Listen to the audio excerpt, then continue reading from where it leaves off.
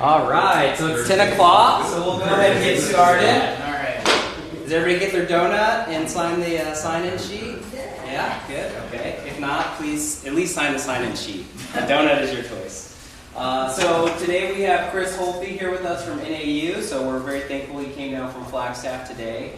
And he's has a great title, Experiential Learning Librarian, and he's part of the virtual reality studio they have up there. So he's going to present on sort of the background, how they got it started, how it's currently used, as well as some of their future endeavors with the space. So let's welcome Chris.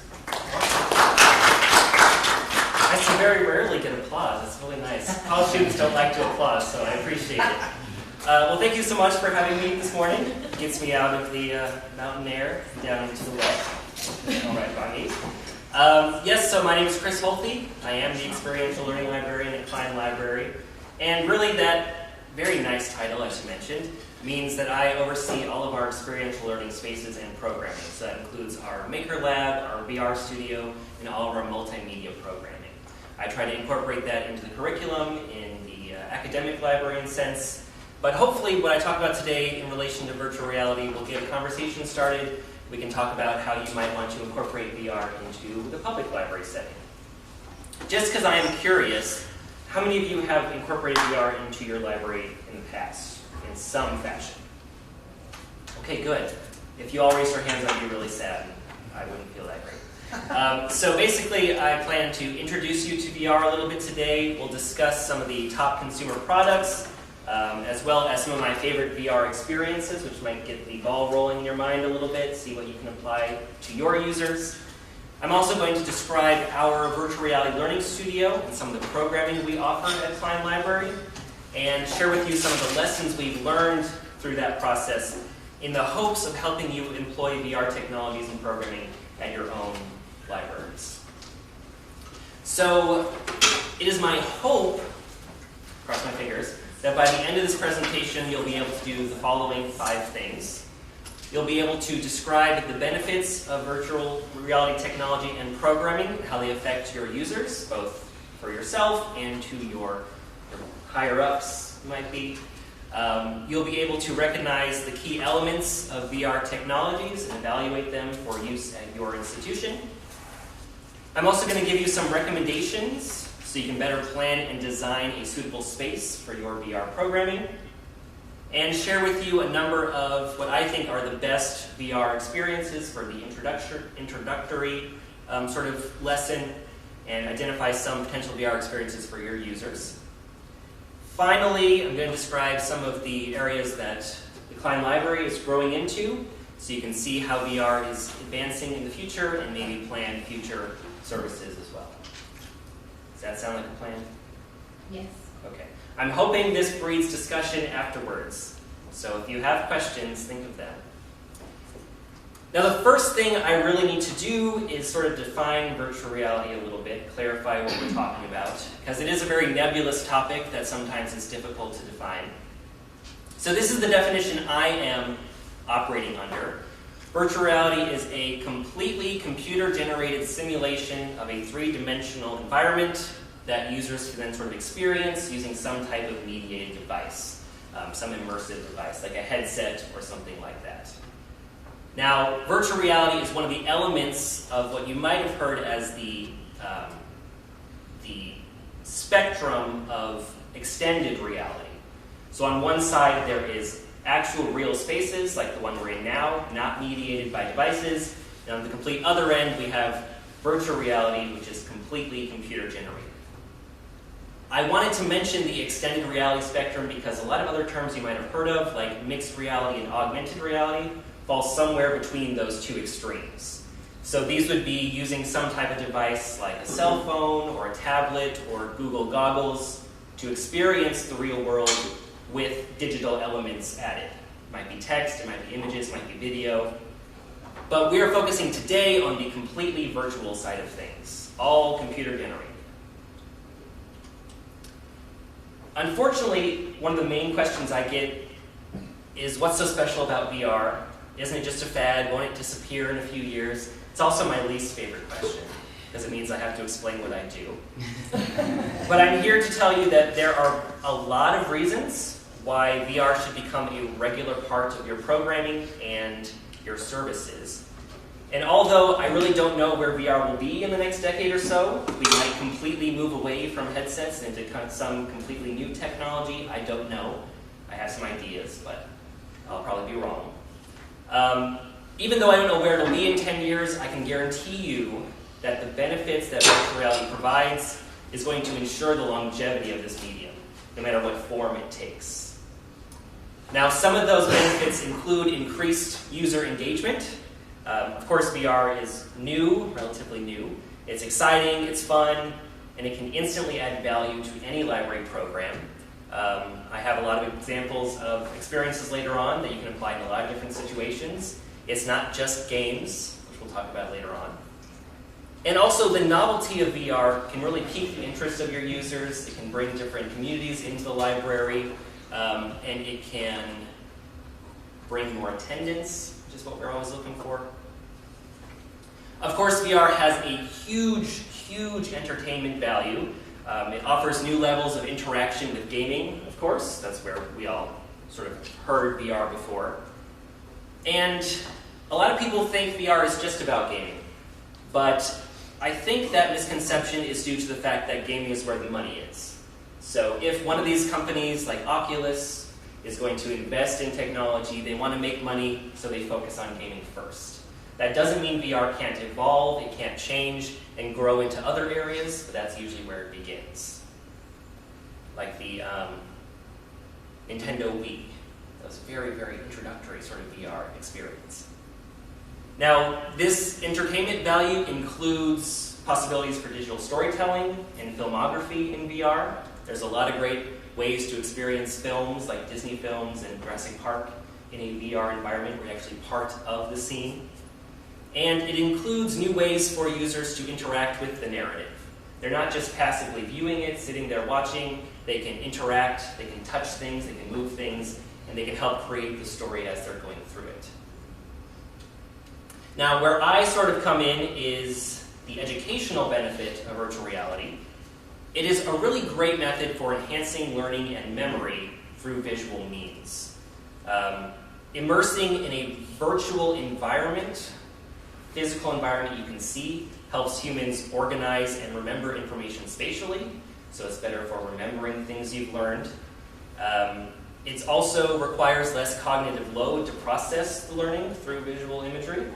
And because of that, it's used in a lot of different learning applications. A few I always like to talk about is VR is frequently used in medical schools so that medical students can practice surgeries and procedures on fake patients instead of cadavers or models, which don't really emulate the real thing, without hurting somebody or killing somebody. Very important. It's also a consequence-free environment, so there's a lot more flexibility. Similarly, VR is used by the US military to simulate combat conditions in different environments and under different stimuli.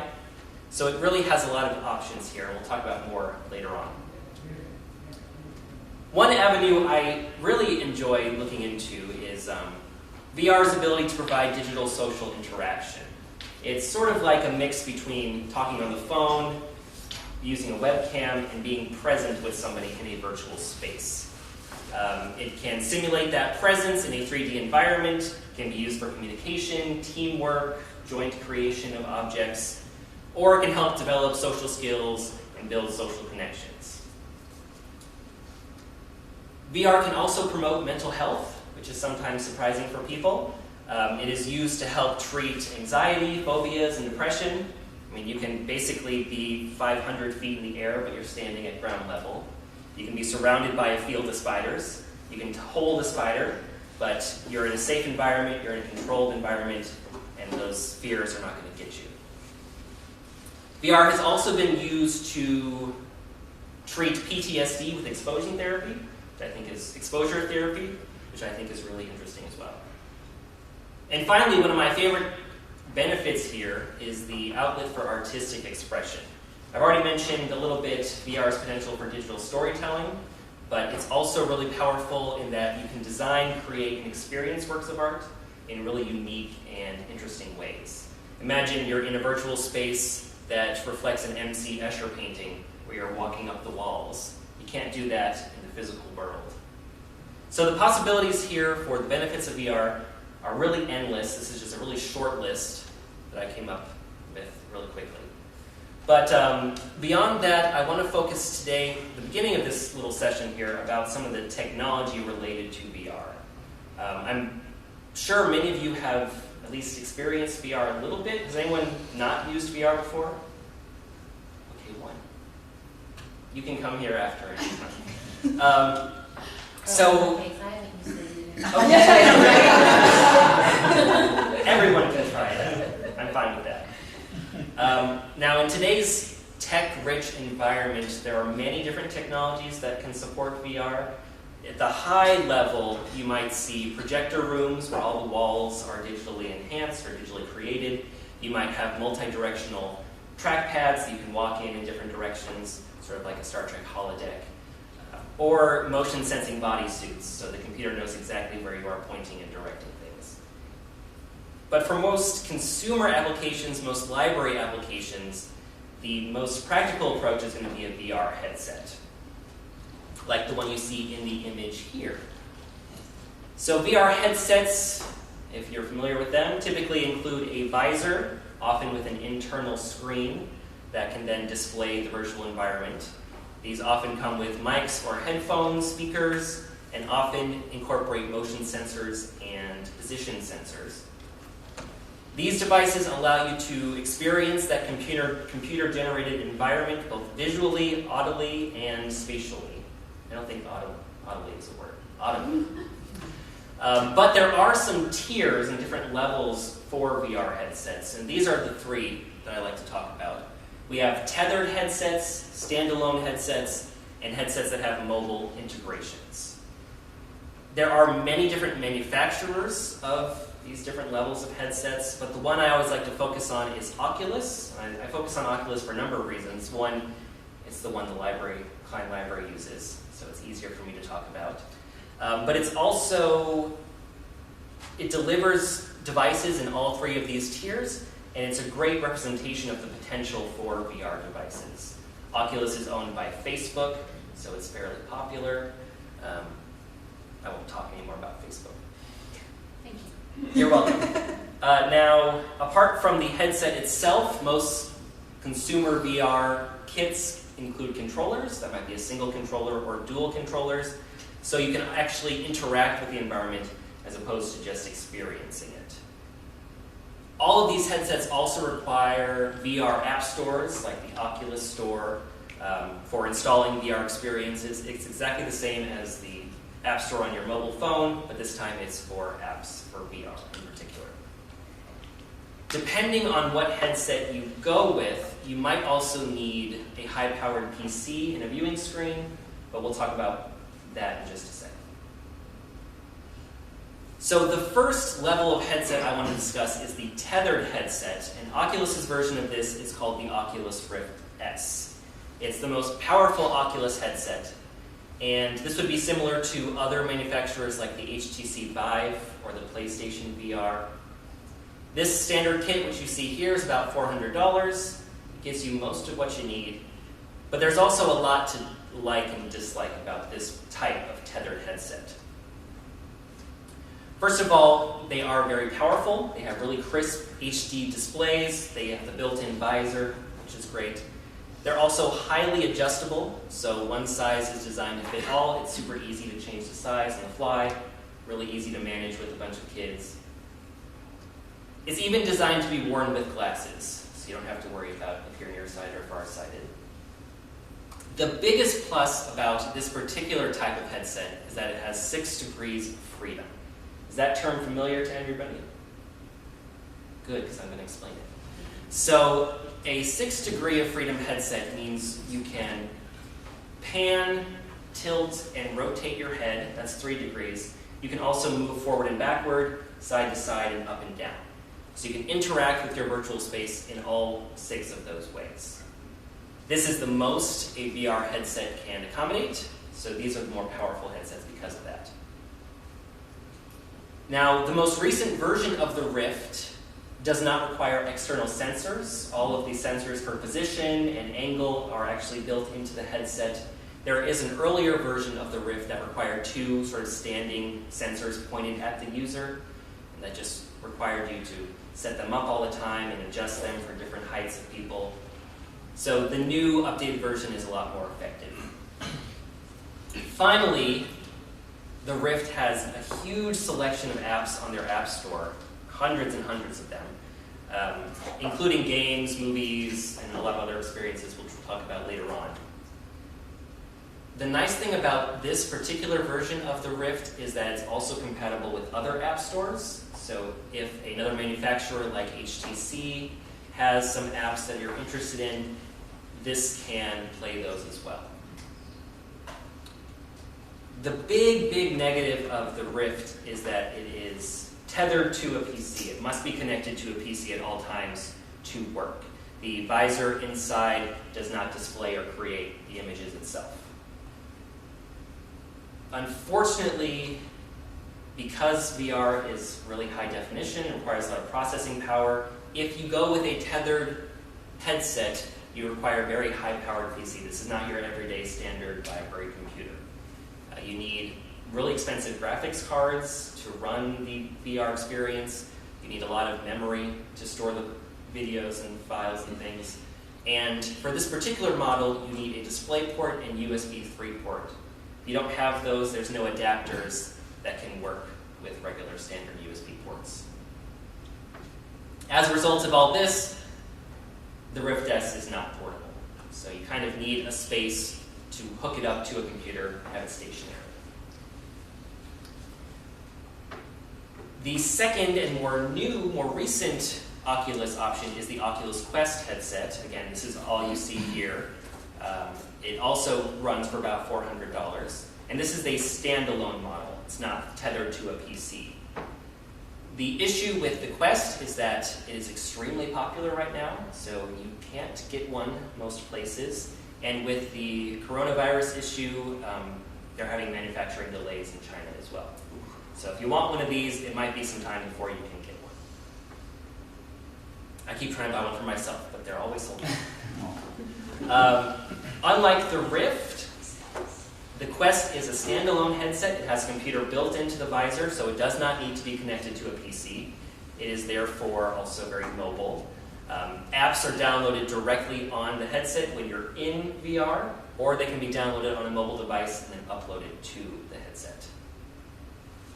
Also, like the Rift, the Quest has 6 degrees of freedom, so you can move about the space as you like. And it also does not require sensors. Those are built into the headset as well. Because of the lack of wires, arguably, the Quest here has a more comfortable design. You're not worried about tripping over wires. You're not stepping on anything. It's actually really easy to forget you're wearing a headset with this. It's very light. It fits on your head in such a way that it just is comfortable. I've forgotten I've been in VR before. It is less powerful than the Rift and has a slower refresh rate, which means some of the experiences aren't going to seem as realistic as the tethered variety. I haven't noticed anything myself, but I've heard stories that people have noticed. The biggest negative, however, is that the Quest has a much more limited app library.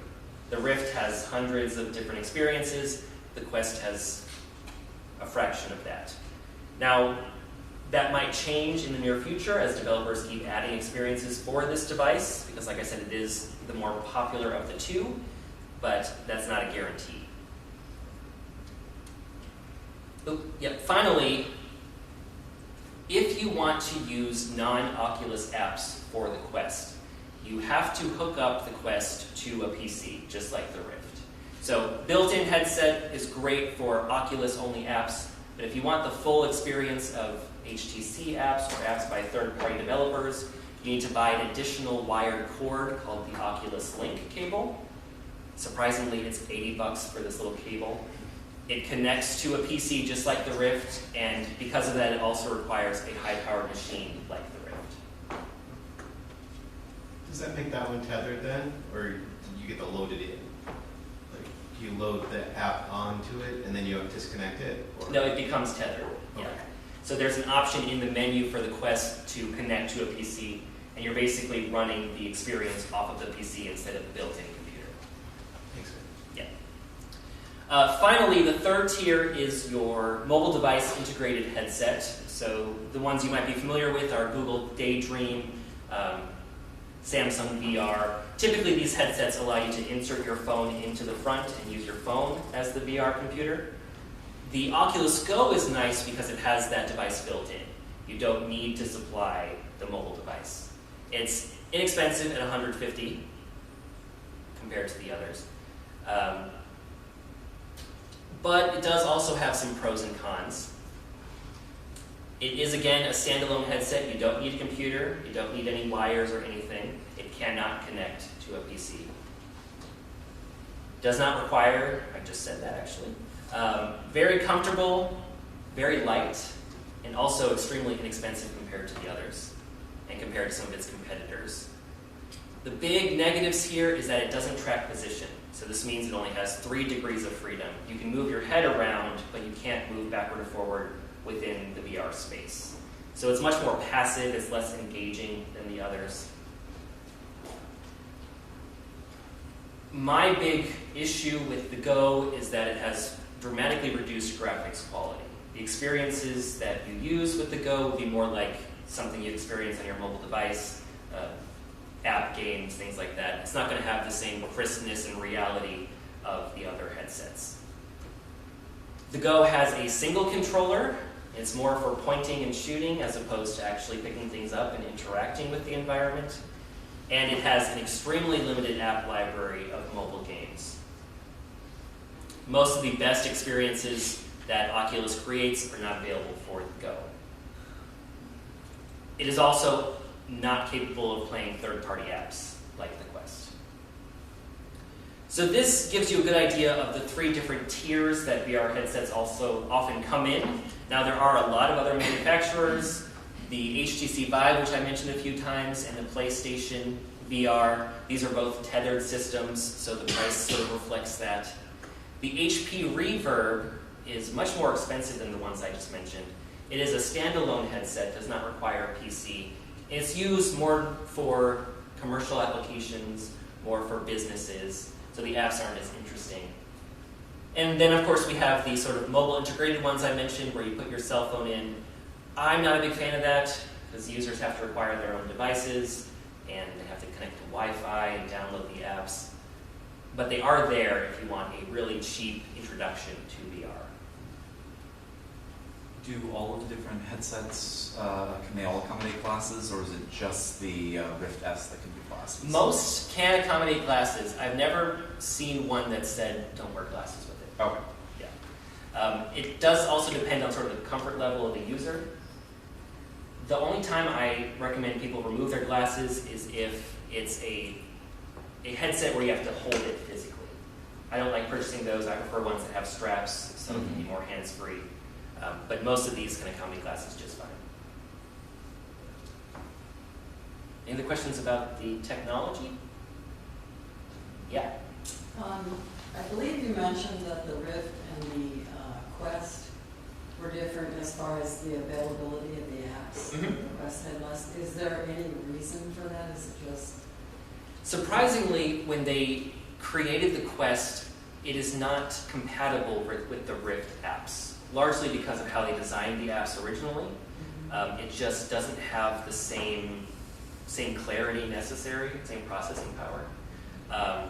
So because of that, they're trying to make apps after the fact of it being produced, so they're not quite at the same level yet. Yeah. So the next thing I want to talk about is if you do invest in VR hardware, how do you make space for it within your library? Now this is the space we have at the Cline library. We call this our virtual reality learning studio.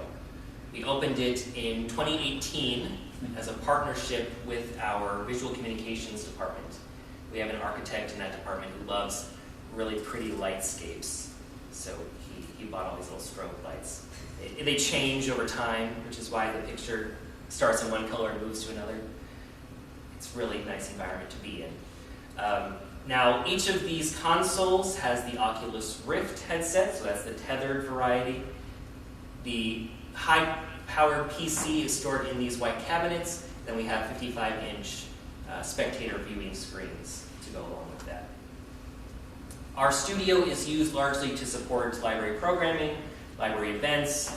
It accommodates a lot of course curriculum and student projects and assignments, but it's also open to the NAU community for general use, whether they're using it to learn, using it for a project, or more often than not, playing games. Now, I know that not all libraries can afford to set aside space like this, so I've listed out some things to consider when you're finding a suitable space. And the most important consideration is the amount of space you provide. You have to dedicate at least a 5-foot by 5-foot play area for each VR headset, even if it's the Oculus Go. More space is ideal, but 5 by 5 is the minimum to accommodate most experiences. And the key thing here is safety and security. We want users to not run into things or hit things, because it's really easy to flail about and feel like you want to move around in the VR environment. So 5 by 5 is the minimum. But it's also important to physically define the play space. In a lot of the more advanced headsets like the Rift and the Quest, when you install the device, it's super easy to set up. You basically create a virtual line around your play area. When you get close to that, a grid appears to let you know you're reaching the edge of your space. Sometimes with some apps, if you go beyond that space, it actually pauses the app for you. So that helps keep users within their designated area. But we've also found that it's important to lay it out physically as well. So we have this little fluorescent tape on the floor. That's more for the benefit of passersby and spectators, because we really don't want anyone getting hit and having to call an ambulance. It's never fun. For safety reasons, if you do go with a tethered variety, wire management is really important. It's very easy to trip on the wires. It's very easy to get tangled, especially when people like to move around in circles. It's just a mess. Now what we did, I don't know if you can see it very well in the picture, was on the ceiling. Can anyone guess what that is? It's a dog leash. So we bought really cheap dog leashes, attached them to the ceiling, and they are tethered to the wires. So when a user is standing in their play area, it keeps everything elevated above their head, and it reduces the extra slack as well. So there's one tip for you. If you don't have a designated space in mind, you can also use this same setup in a mobile way. You can absolutely put a computer and screen on a rolling cart or rolling stand, connect your headset to that, bring it out when you need to use it, put it away when you don't. Just make sure you still have that 5 by 5 foot area. Now our room is also securable. It locks for anyone outside the room. But if you do have it in an open space, I recommend a few different things. You want to make sure the user has somewhere to put their belongings so it doesn't get stolen, because it's really hard to pay attention to what's happening outside the goggles when you're wearing VR. We bought really fairly inexpensive, I think it was around $300, little lockers that you enter a code into, you store your stuff in there. We never had anything stolen. We've also installed a little buzzer on the door when it opens, so people that are in VR can tell when someone has entered. They don't feel paranoid or freaked out. Now, it's also really important to be aware that a lot of VR experiences are super, super fun, and people can scream and yell. So noise can be a barrier. It can determine sort of where you place the VR setup. So just keep that in mind. And finally, even if you have a room like this or mobile options, you want to provide a chair for your users. Some apps just are better suited to chairs, like if you're flying a car in space or something like that. But more importantly, it's super easy to get dizzy, to get disoriented, and to need to sit down. There's one particular app on the Rift called Air Car, where you're in like a futuristic sci-fi city and you're flying a car around in space. And I made the mistake of diving the car down once, and because my body didn't realize I was diving down, I instantly got car sick and had to go sit in my office with my head on my desk for about 45 minutes. So keep that in mind. It's super easy to get disoriented, especially for people who have a history of motion sickness. Just take the headset off, have a seat. It'll pass eventually, one would hope. We've never had anyone throw up, so cross my fingers, knock on wood.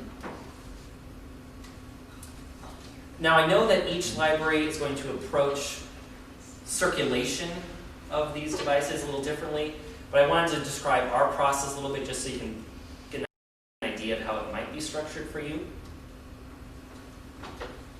So when a user wants to use our VR consoles, they make a reservation online through our reservation system, LibCal, which is a SpringShare product. We allow users a maximum of 2 hours per day. That's plenty of time to get their experience in without reducing access for others. When it comes time for their reservation, they visit our service desk. They check out a key to the room that lets them in the space. That key also has the console they've reserved, as well as the username and password for that console.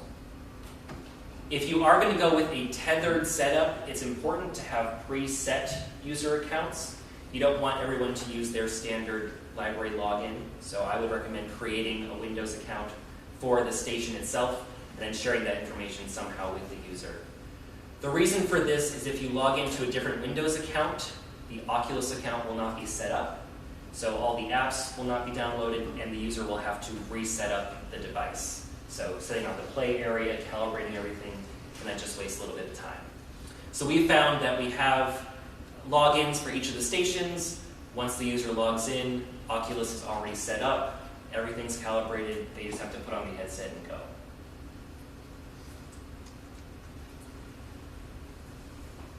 For many people, especially college students that I'm more familiar with, VR is fairly intuitive. It doesn't require a lot of training. But I found that a 3-tiered approach to training has worked the best. We offer bi-monthly orientations 2 times a day, so that's 4 orientations total. People can sign up and attend. They can learn how to put on the headset, use VR. We run them through a tutorial app that's really fun where they get to interact with a little robot and make sounds and fly rockets and things. It's really fun. We also have online videos and a laminated user guide, which users can check out if they don't want to attend the orientation. So we don't require them to attend if they feel more comfortable with technology. And I think most importantly, at the point of need, we have posted instructional signage in the space telling you how to put on the headset, how to properly hold the controllers, which you'd be surprised how many people get it wrong, as well as how to run the apps and a list of recommended apps for certain situations. Tutorial apps, apps for relaxation, things like that. There's also a lot to consider when you're managing a space like this or managing VR technologies. I find it's very important to post user behaviors on the wall somewhere nearby so they know to stay inside their play area, they know not to throw their controllers around or scream, just so you can reduce that a little bit. It doesn't always work. Especially in today's environment, really important to provide sanitation stations for these devices. Clorox wipes or screen wipes are really important so that each user wipes down the visor after using it because they can get kind of sweaty. And the point of contact with your face is often a fabric, so that can start to smell. It can start to degrade and feel kind of grimy, so it's important to sanitize that. They also make removable face masks, so like this one in the corner here, users can actually put that so it interferes with the connection to the headset. It doesn't feel itchy or anything, I hardly ever notice it, but it just is one level of hygiene. The Cline library has also decided to destroy my presentation, to conduct daily space checks. So originally when we opened the space, we would have staff accommodate the user in there, they would train the user in how to use the headset, Then when they were done, we would go in to make sure everything was cleaned up and turned off, and it just was a lot of wasted staff time. So we've tried to go with the hands-off approach to training, with the orientations and the training materials, and now we also do daily space checks. So we have some of our student employees go into each of our rooms for a total of about 5 minutes, just to make sure everything's cleaned up, everything's turned off properly, that nothing's broken, nothing's missing. And it seems to have worked so far. We haven't had any issues. Now, another key thing here is you'll also want to perform maintenance, more high-end maintenance, at least once a week if you are running this thing every day. You'll need to check the battery levels of the controllers, or else you're going to get people coming up saying, battery's out, I need a battery. It's very annoying. A lot of the apps and software require constant downloads to update, so you'll want to keep an eye on that. And occasionally, if someone completely messes up their play area, you'll have to recalibrate it. But the setup for all of the Oculus devices and a lot of the other competitor devices takes less than 5 minutes. It's very, very easy and straightforward. The final sort of category to think about is how you can sustain a program like this. There are really a number of considerations to take into account here. Staff training, I can't emphasize enough. It is my opinion that every person in the library should be able to use these devices and know how to update apps, how to solve issues, how to play the more popular programs. You'll also want to plan for an app budget. It doesn't have to be a lot, and most of the best experiences are completely free, but there are some educational apps and more popular gaming apps that can range between $5 and $30. The other thing to keep in mind about a budget for your apps is that you'll have to purchase one for each headset you own. You can't just purchase the app once for your entire account, because then users can't use it concurrently. Now, we get a lot of suggestions and recommendations for purchase from our students, and we just don't have the money to accommodate that. So one thing I like to recommend is, if a student wants at the library, they can log into their own account on the PC and then log into their own Oculus account. So they can purchase their own apps. They're not screwing up the accounts for everybody else, but they're still able to play the apps they've purchased on your device. This is something we did not do well enough the first time around.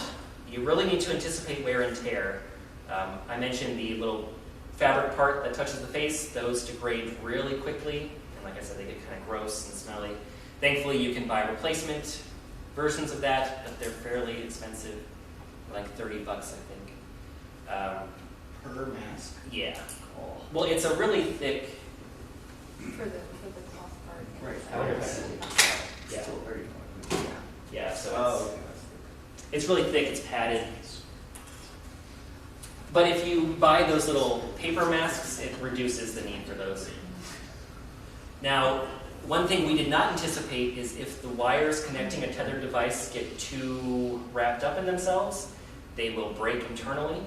You'll have to replace those. Those are also like $80. And controllers will break and misbehave a lot.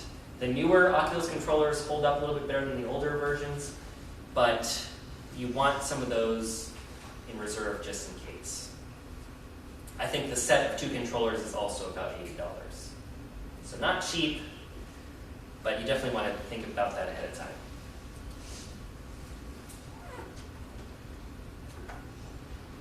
Yep.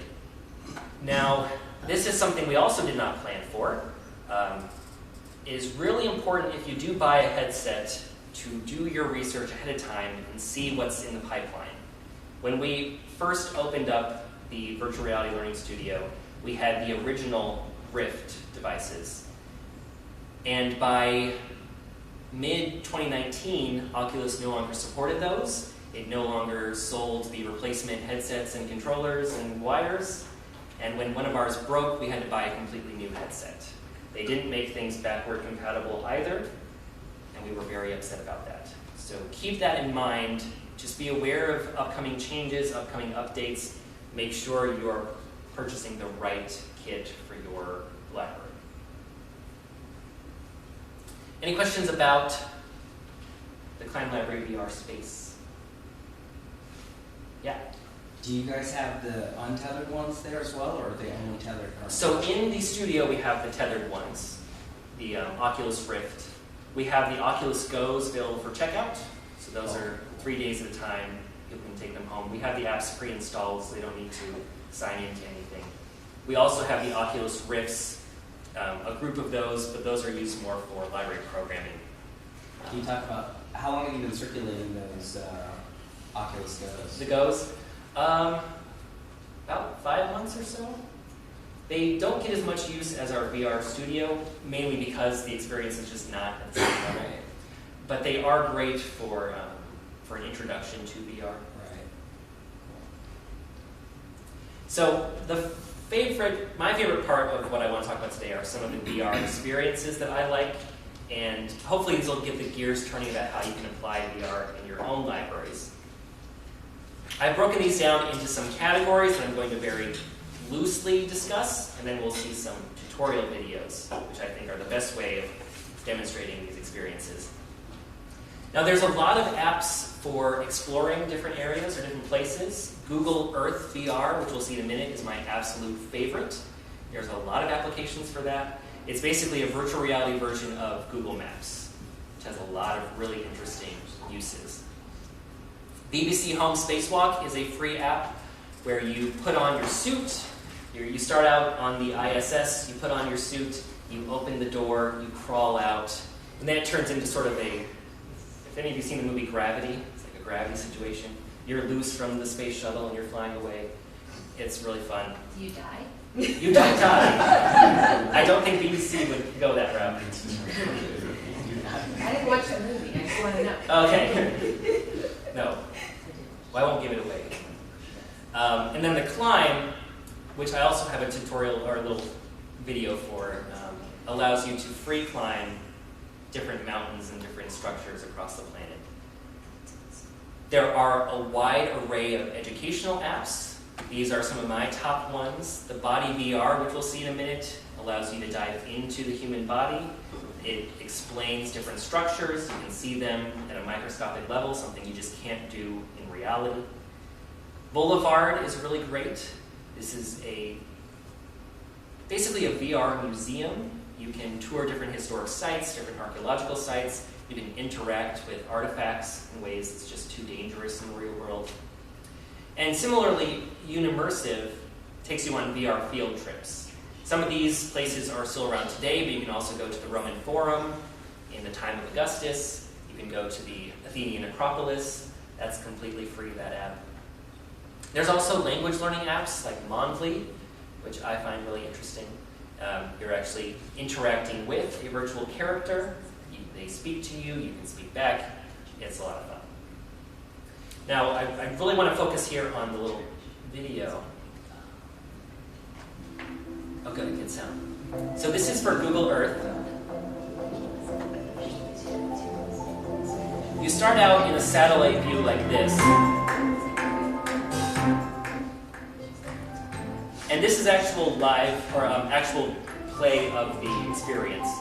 You can fly in and around objects in satellite view. You can get closer and further away. There's also built-in tours that'll take you across different places on the planet. But what I think is most interesting is if you hover over a certain spot, in a lot of cities you can actually place yourself on street level and move up and down the street like Google Maps.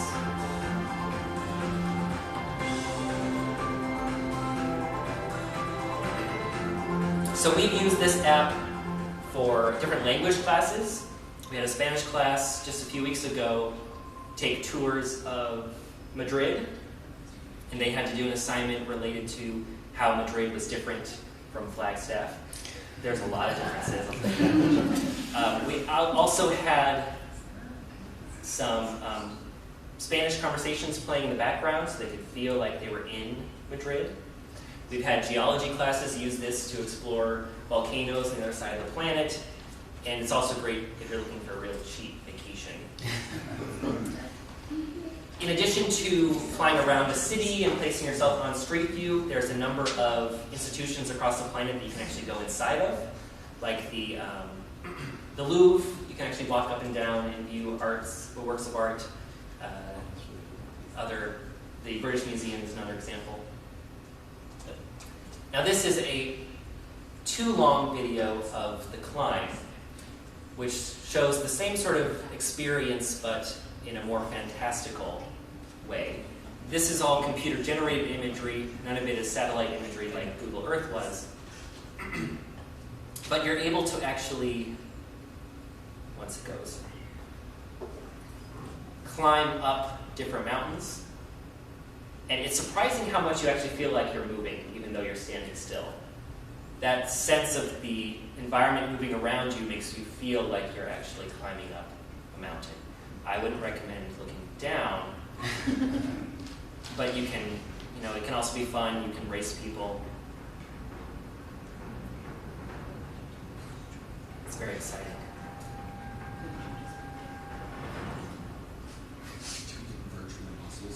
Yeah. This is a little video of the body VR.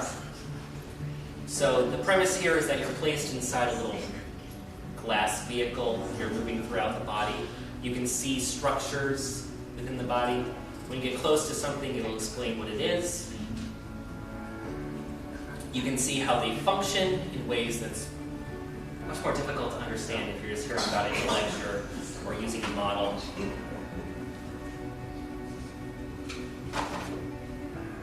There's actually a lot of anatomy-related apps. There's another where you can dissect a human skeleton. You can actually pull out components, move them around in your hand. You can remove the skeletal structure, remove the muscles. Much more engaging, like I said, than listening to a lecture. And the visual element here really helps you remember what things look like, how they work. So it's great for educational purposes.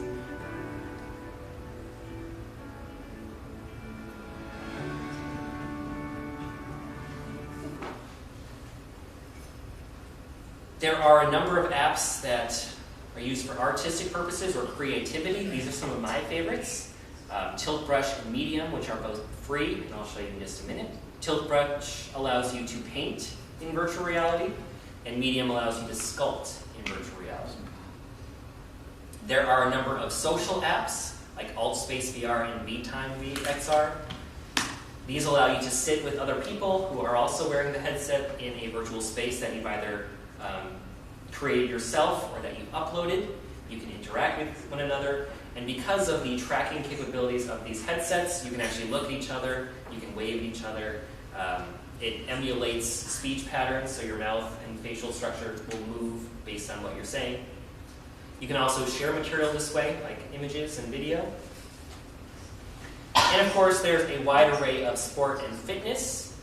There's a meditation app called Meditation VR, where it teaches you how to breathe properly, how to relax. It has really nice sort of fantastical scenes with Zen-like music playing. The most popular app, I'm ashamed to say, at our library is called Beat Saber. Has anyone heard of that before? Okay, cool. Yeah.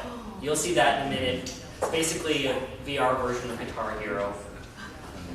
People get very sweaty playing that game. And we also have things like a boxing app where you can work out a little bit more. Now this is a real basic introduction to some of my favorite experiences, but I'd like to discuss more in just a moment after I show you these videos. So this is Tilt Brush, the VR painting app. You start out in a completely empty world that you can create whatever you want in. You can paint environments, objects, entire three-dimensional scenes. So we've had people use this for product designs, for digital storytelling. One hand controls your brush, the other controls the paint palette, where you can choose different types of paints, different colors. There's lightning paint and star paint. I think my favorite project I've seen, we had a student design an entire floating island Bell himself. There were babbling brooks with fish swimming through them. There were deer, trees. Can you export that? Yes, you can. I was just about to say that, actually. You can export these images both as flat files, PNGs and the like. Unfortunately, you can also do it as 360-degree video that you can interact with. Can you import them into another, like, so someone else could use VR to explore the thing you created? Absolutely. Okay. Yeah. I mean, you can use Tilt Brush itself. It has a gallery you can save it to, and then people can experience that. But there's also ways of just incorporating that into a blank environment. Cool. So similar to Tilt Brush, this is Medium, which is a VR sculpting application. So you can add different amounts of clay. Your hand controls a variety of different tools to mold, squish, adjust that clay. You can paint it.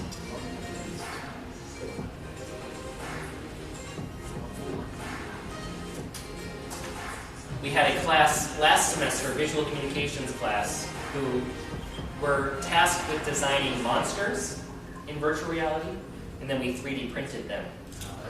So it can also be exported from Medium as a variety of object files or STL files for 3D printing. We have a lot of art students come in and use that too. This is an example of a social app. You can design your own avatar, as realistic or unrealistic as you want. And you have a lot of different environments that you can meet with people. Again, you can see the controllers are controlling hand gestures.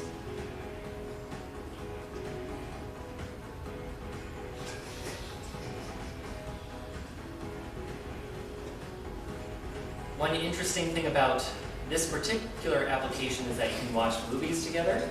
You can create a VR living room, sit with your friends, watch movies. You can share images with each other, which we'll see in just a minute. If you want to discuss your most recent vacation, something like that. I think this is a more fun version of a social application, but there are others for more business-related purposes or elementary school teaching. You can create a classroom. All your students can sit around the desks in that classroom. You can control boards. They can see what's on your screen. I like that one's scary. I like the fire chat myself. And just because it's super fun, I had to show you what Beat Saber looks like. So if you have not played it before, it's a lot like Guitar Hero. Each of your hands controls a lightsaber, and you have to hit the boxes to the beat. People get really into it. This is one of the noisier apps.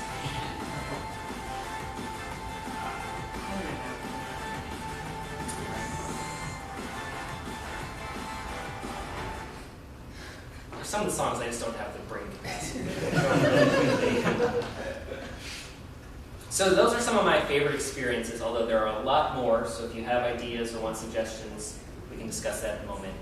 But I just want to give you some real quick ideas of ways this might be used in different programming. Now, I don't like the idea of using VR as a VR program on its own, or a VR event on its own. I think it's better when incorporated into other events. So we've done a VR horror night to support our Halloween-themed things. There are a lot of really creepy apps where you're like in dungeons, or there's one where you're sitting in a kid's bed and you can't move, so you're just sitting there, but there's like this golem-like creature that's moving around the room, and it sneaks up behind you, and you can hear it in your ear, you turn around, and his face is right there. Yeah, very creepy. That always gets a laugh. There are a lot of great apps for different STEM applications. We saw the health app a moment ago. The BBC Spacewalk is great for astronomy. There's astronomy apps as well. We've actually designed one on campus called ChemVR. It's not quite available to everybody yet, but students can pick up different molecules, combine them together, see how they interact. They can build structures at a level you just can't because they're just microscopic. I love Google Earth tours. So if you have a Italian themed event, you can give tours of Italian cities. You can take people to Antarctica if it's in the winter and you want to imagine it being cold, whatever. This is great for international students. I like to give VR tours of the United States, show them the important spots, DC, New York, etc. Or they can go back home and see their hometown. Every time I use Google Earth with college students, they always go to their street and say, oh, that's where I live. That's my car in the driveway. They get a kick out of that. We've done a lot of art competitions with tilt brush and medium. Those are always fun, especially when you then have an exhibition after the fact, because like I said, you can export those art items as both flat images or as videos. So you can have someone record their view as they're looking around their environment. You can play those on screens, or you can have headsets and people can experience them in VR. It's amazing for VR storytelling. There are a lot of apps that are just film. There's a great free Disney app where you can interact with different characters, like you're sitting at the table in the Beast's castle and they're singing to you and you take the napkin, you put it on your shirt. It's lots of fun. But this is also great for creating stories as well. You can record visuals, use different programs to put those together into interesting formats for VR. And of course, even though we haven't talked about it a lot, or I don't plan to talk about it, AR enhanced media is a great application for libraries. You can create AR or augmented reality. That's when you're experiencing reality, but through a device like a phone, sort of like that Pokemon game, Pokemon Go. But you can create experiences where you're scanning a book and things pop out at you, adding elements to the story. Great for story times, if any of you are youth librarians. The last little thing I want to quickly mention is some future plans that we have at the Cline Library. One of those is supporting VR and AR creation. We are building a creation studio with high-quality machines incorporating software like Unity and Unreal engines. So these are what are used to design many of the VR apps. They're completely free to download. Yep, I'll leave it at that. There's also a 360-degree camera that's a really easy way to create VR content. We have a views camera that we lend out to students. It records every single angle in a complete sphere. Then you can put that into a VR headset and experience it as a film. You can take your camera on vacation, let people experience your vacation with you. You can take it to really endangered areas of the planet. I have a faculty member who wants to hike up Humphreys Peak, and I want him to take it up there so we can all see what he sees. We're also moving more towards assisting elementary school educators with VR and AR classroom kits. Now, there's a lot I could talk about this. We're currently writing a grant to get some of these kits. But they are simplified VR headsets like the Google Expeditions headset or the Class VR headset. These are great because they come preset with quite a lot of educational material, very interactive educational material, and we hope to eventually create large, check-outable, lendable kits for 30 headsets or so a classroom can use that curriculum. This has great applications for distance learning, especially with health issues right now.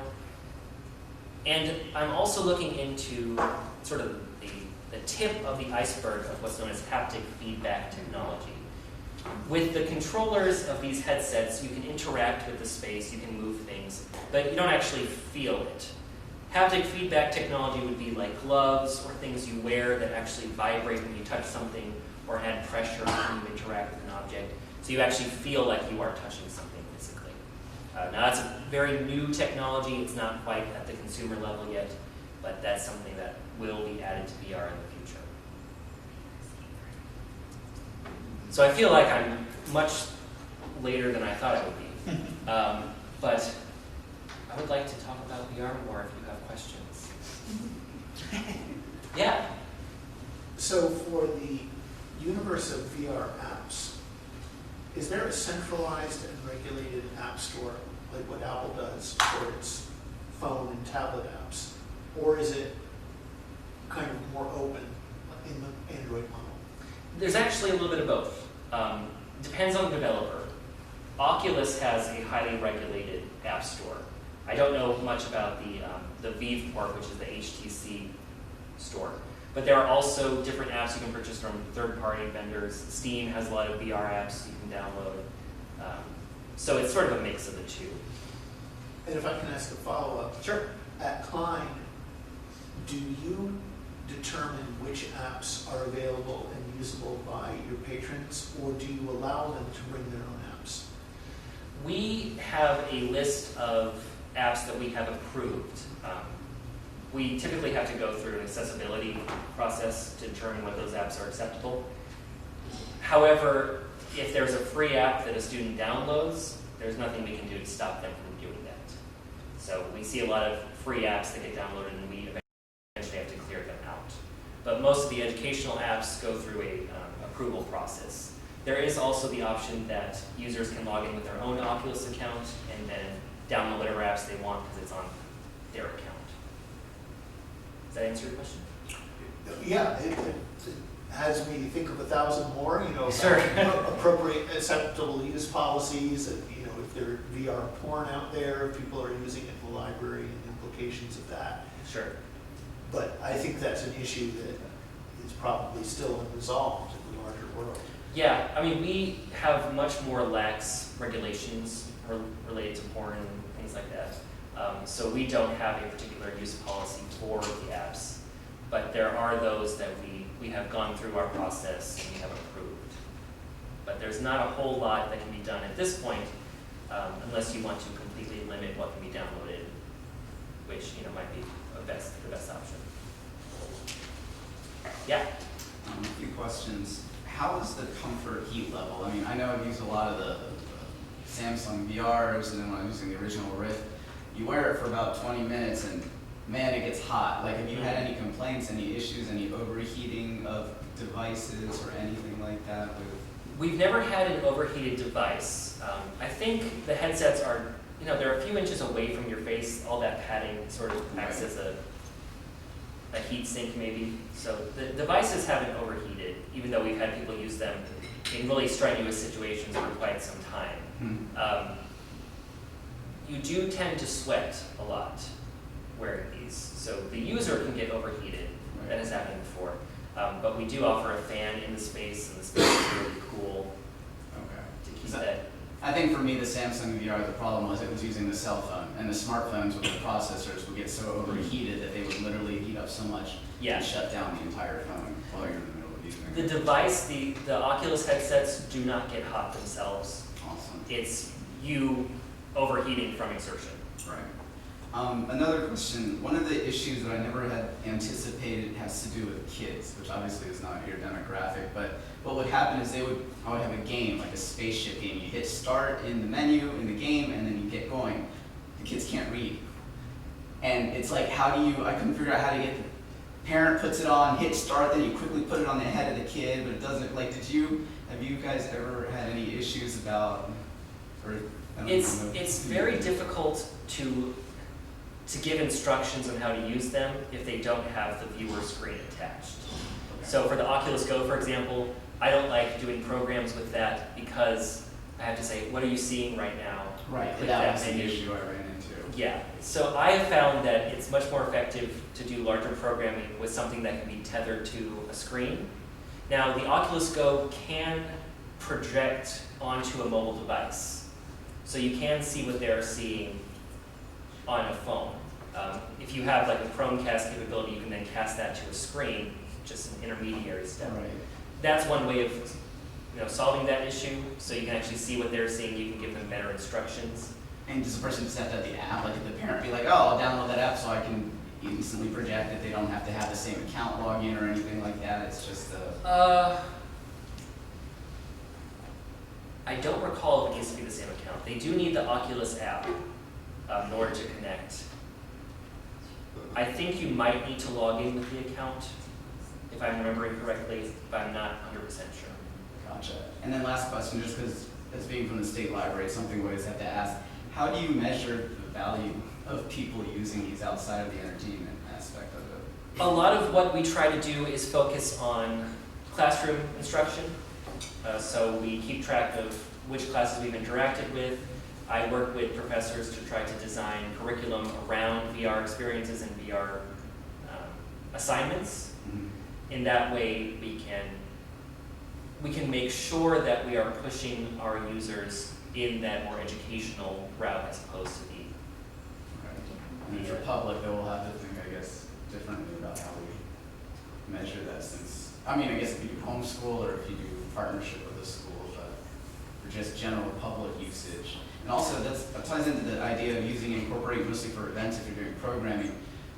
If that's the case, then I'm imagining you're going to have a lot of people that want to use the device. How do you manage time? Do you sit with the timer and go like, all right, 5 minutes for you with the Halloween experience, 5 minutes next person go, that kind of thing? Or? Yeah, Okay. that's pretty much exactly how I do it. Okay. Cool. Those are my questions. Perfect. I was wondering about, so we have a VR headset with a laptop, and the Oculus Rift requires an HDMI connection to the headset. I was hoping that, if you wanted everyone to be able to sort of see an experience, you'd like to export that to be able to put it on a big screen so people can see what you're seeing, like in a programming setting. Is there a way to split that when you're exporting it from a laptop? Like, how do you guys have these big screens? Is it because you have 2 HDMI ports in the back of your computer? Yes.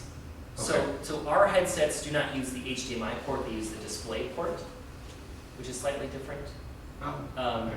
I would assume, it depends on the laptop, but you would need 2 HDMI ports. Okay. But I would not try to go the route of splitting it with an adapter, because that is bound to not work for you. Okay. Cool. Thank you. You could, depending on the laptop, you can also cast to screens, if that is the solution. Okay. So I would invest in like a $30 Chromecast, and you can just cast your entire laptop screen to the larger screen. There will be a lag of a few seconds, but that's probably the cheapest option. Well, that's a great idea, Chris. Thank you. Yeah. What do a lot of the apps provide, cost wise? Obviously there's a lot of free ones, but Yeah. other than that, if you want to get some of the nicer or better ones or whatever, what are you looking at? So I would say all the content I showed you, except for the Cline, is completely free. 80% of the best content is free. But if you want the more hip, interesting game-based apps, it's about $30 a piece. The Cline is $29, for example. There are a number of educational apps that are under 10, but the ones everyone always asks for is around 30. I don't think I've seen many more than that, though. How often have you been replacing parts that you need replacing? Let's see. So we've had the VR Studio for about 2 years. Over that time, we needed to replace one connector wire, which meant we had to buy the entire new system. But if we didn't have to buy the whole new system, it would just been the wire. We've replaced a lot of the face mask portions, probably 8 over the course of 2 years. And I would say 3 controllers. The tough part is sometimes one controller will go, but you have to buy the whole set Yeah, to replace the one. that makes sense. What are you cleaning the padding with? Because I remember trying to do it, and it's just got grosser. I don't remember finding anything that worked well on those things. There aren't a lot of great solutions. There are different headset padding options you can purchase. Okay. The standard one that comes with the headsets is fine, but it's often too porous to really clean very well. But they also make like a faux leather version, which is much easier to clean. It does get a little sweatier, but it's easier to clean. Gotcha. But we just use like Clorox wipes. And it doesn't make it stink like alcohol, because it would smell like alcohol or it wouldn't get rid of the smell at all. I'd rather have it smell like alcohol. Good point. Yeah. Can we have you email that thing, presentation? I will be happy to do that. That'd be Can you give me the Yeah, just send it to me and I'll send it out to the group. perfect? Awesome. What's the sort of like capacity it's used at? I know you guys are 24 hours a day, 5 days a week. Are these being used 50% of the time, 80% of the time? Have you ran those numbers? We have. It obviously depends on the time of semester and if we have allocated the space for classroom use. So, for example, the Chem app designed on campus I mentioned a little bit ago, we had 3 classes of about 100 students each use that pretty much around the clock for 2 weeks during one period. But I think over a standard week, each headset is used like 10 hours a day. That's pretty Yeah. good usage, yeah. Right. And surprisingly, a lot of that is at 2 in the morning. As college students. Are most of those apps, the really popular free ones, bilingual by chance, or multilingual, or? You know, that's a great question. I am not sure. I have not looked into that. I'd be happy to do so. And then what about like people with color blindness? Have there been any issues with? Most of the apps are designed in such a way that you still have the sense of depth. My dad has used it and he's colorblind, didn't notice any difference. But it actually brings up a really interesting app where you can experience color blindness if you're not colorblind. I found that fascinating.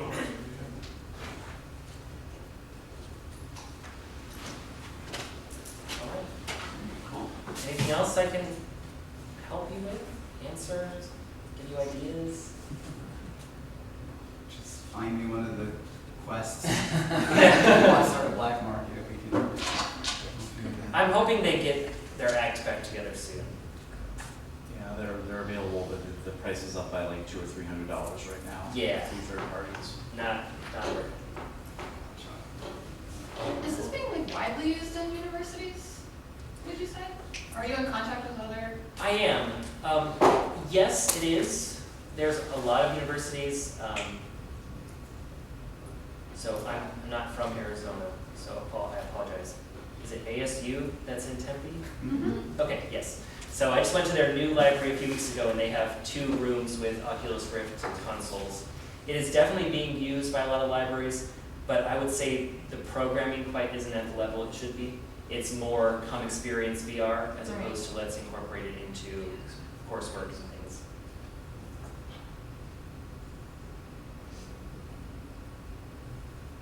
Okay. Well, I will go back to the first page, and if you want my card, I'd be happy to give it to you. I'm always open to making recommendations or suggestions or helping you with issues. That's what I think librarians are here for. So, thank you for coming out. I appreciate it.